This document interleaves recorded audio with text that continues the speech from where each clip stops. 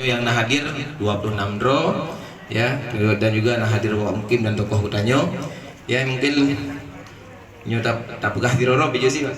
Ya mungkin yang pertama nah Pak Mukim Krung ya, kemudian nah Ustadz Ilyas.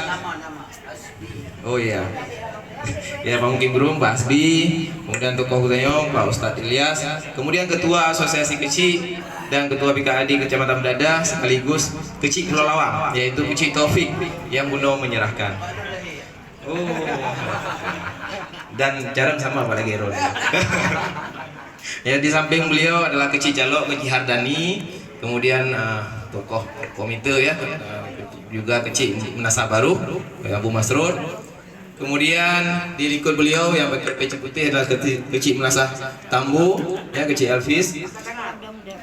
Oh nyoy Pak Bu.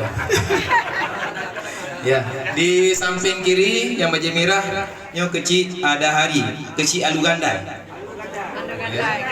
Kemudian Cok Lorin hati. Di likunnya kecil Jal, kecil Jabit. Ya. Kemudian di samping kecil Menasah Rabo. Ya, yang empatnya kecil Suryadi. Kemudian di likud yang belah hadih yang pakai baju coklat yang kacamata yang ganteng si angin, yang kecil Matang Basi ya, kecil Jamal. Ya, Doki Bul. Di samping beliau ya kecil Deha Munara, kecil Sulaiman. Ya, kemudian yang Mbak Binehyo kecil Gede Aluring, kecil Marzuki. Di berikutnya kecil Colaud. Ya. Ya, di sampingnya kecil Menasah Krung. Tapi beladi. Okey. Lano nyo dirikut Pak Mukim. Nyo kecil yang paling jauh Pak. Pintu Rimbang. Kecil Zulkifli. Ya di Liko Lenduan nyo kecil Menasah Pulau. Yo kecil Amdani. Kemudian nyo PJ kecil Sawang Pak. Ya karena kecil Sawang tanya warusak almarhum. Nyo beliau PJ dari Sekdes. Kemudian samping lun kecil Paya Barat, kecil Sahwadi. Di sampingnya kecil Belang Rangguluh, kecil Syafi. Ya.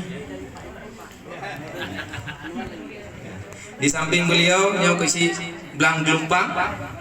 Ya, kecil Jul Bahari. Di likutnya kecil Pulara, kecil M Amin. Kecil Belang Birah Hana Mirau. Woi, nyampak kaki musuh, nyampak dulu.